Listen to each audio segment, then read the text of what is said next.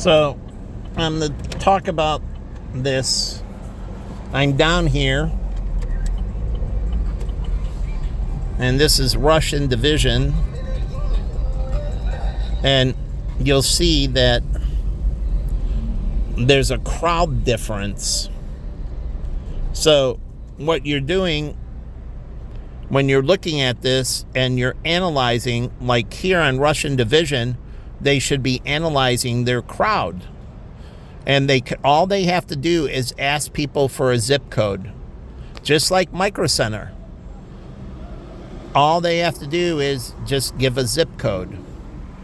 And you say that's so we can better cater to you. And we just need the zip code from where you come from. I know we're taking the ID, but you have to consent. The ID is just going into the storage system in case anything happens. If we have to give it to the paramedics, that's why you card everyone. If you have to call the paramedics, maybe somebody like my friend, he died in a restaurant, former Laker. He had a heart attack and died on the table. No one knew CPR. And so they couldn't, and they had to wait for the paramedics, and when they got there, they couldn't resuscitate him. So, not Chris Mills. Sean Rooks.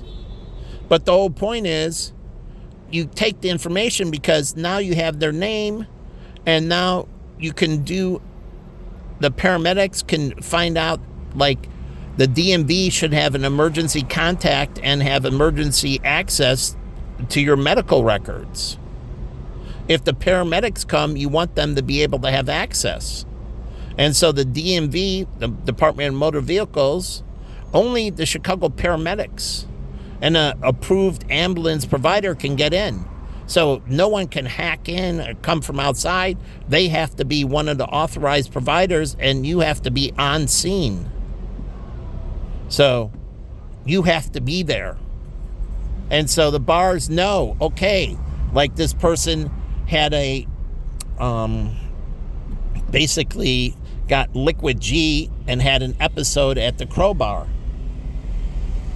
Well, when the paramedics are coming, they need the ID, and that they need to know who they're dealing with so they can find basically some demographic information on that individual.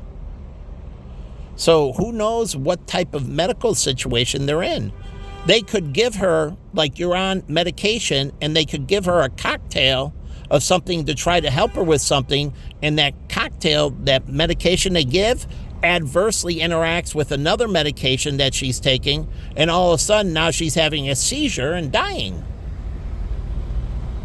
So you can't play games. And so they need to put this through there, and in emergency situations, you consent for the release.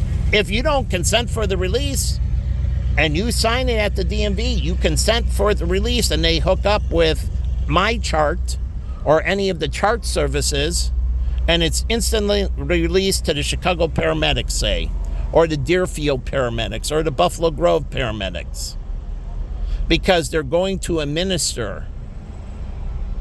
And if anyone's on any type of mental health meds, they can flag that. At the DMV, they ask, and that you have to disclose.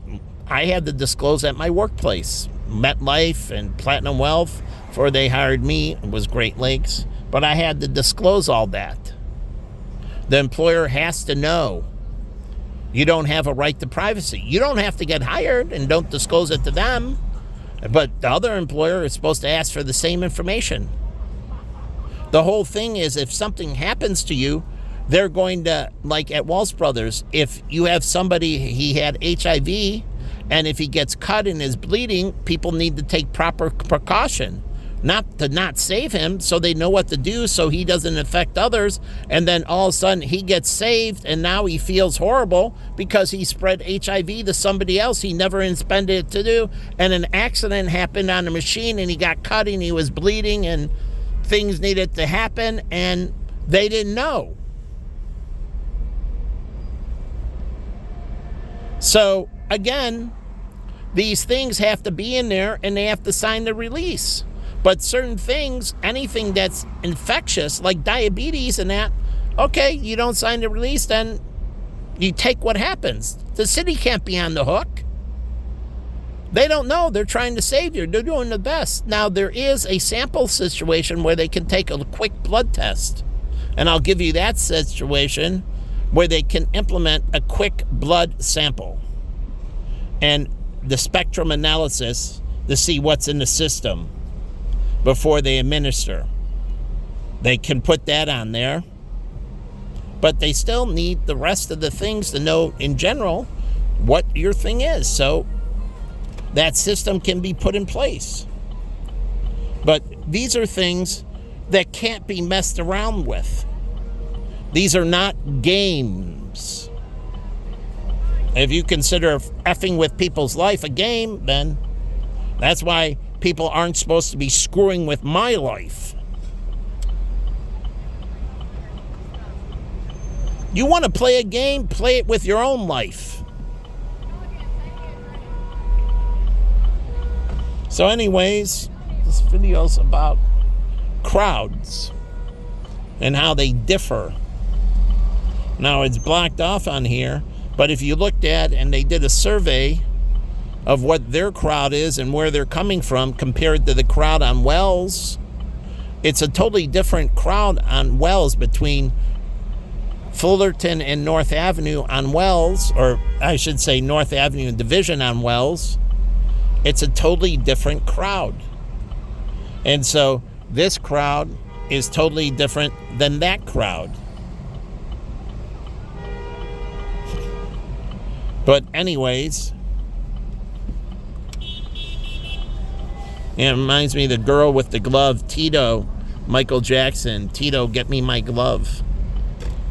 You know, he dropped his glove. That famous comment. But anyways, so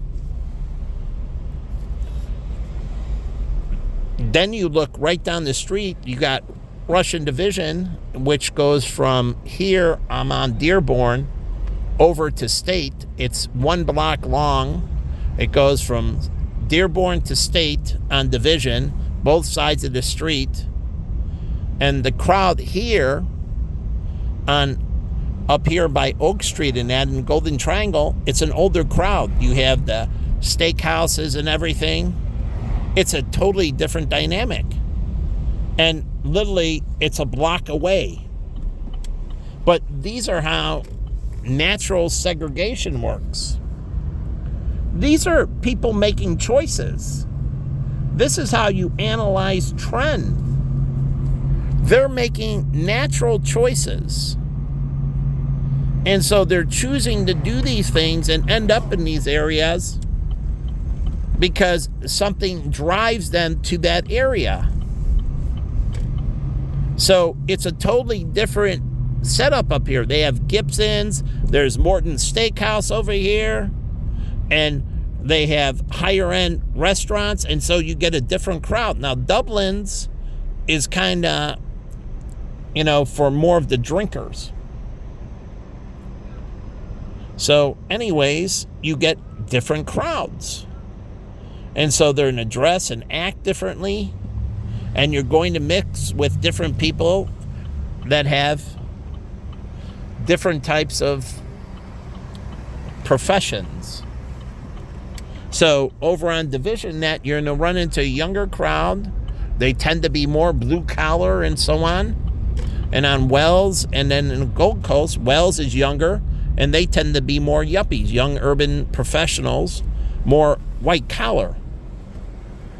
And then you get on the Gold Coast, they tend to be higher end individuals that are older, more 30s and up. And so they tend to have more significant wealth in that. And so you have Bobby Douglas that used to go to Gibson's and eat all the time and so on. And that's where Johnny Depp goes to eat and so on. And you have Hugo's right there and all this. And so you get celebrities in that, but they're older. So they go to those places. Like Andre Agassi, I met him at Dirtbags in Chicago. Dirtbags in Arizona, University of Arizona. His best friend went to the University of Arizona. So he was in there one night, and I met Andre Agassi. But the whole thing is, they were the same age. They were best friends. He was finishing up college, and he came down to hang out with him for a weekend at the University of Arizona to do him a favor. He came down and to hang out with him for the weekend, and he went to Dirtbags and all over. People left him alone. People recognized him and everything else and be like, hey, what's up? But people left him alone. Truly, they didn't harass him. So you're going to get another area down here, Hubbard and Kenzie, and you're going to see there's a little different crowd, and now with it, different professions. People are looking for different types of leisure, and so you're going to get different types of professions that give different types of leisure. So again, you're going to get different things. Now they have the casino temporary down here, and that kind of skews the dynamics a little bit in how the crowd is in this area. But the casino is up by Gino's, or not, Pizza Duo, I'll just say. And, yeah, it's Pizza Uno and Pizza Duo. So it's between the two. And it's between Ohio and Ontario. So it's on Wabash too. And it's a different thing, and so it skews the demographics in this area temporarily. So you're going to see a demographic change. But an outlier here, and I'll show the outlier, is the Redhead Piano Bar. This works well with the casino. Now, Howling at the Moon tends to get a little bit younger, but that tends to work. The piano bar at Baja got an older clientele, 30 and up. They didn't want the nightclub, and they wanted a little bit more sophisticated, and they wanted the individual personalized music by the piano players, and they wanted all of that. And they didn't want the club scene. So again, you have Redhead, and I used to be friends with him. Here's the Redhead, and this was Art's place, and I was, working with him, truly. And he used to go to Wine Weekend. We used to have at Penny Wine, but I forget, at Smith and Molensky's and that. Stopping the video, homeless guy.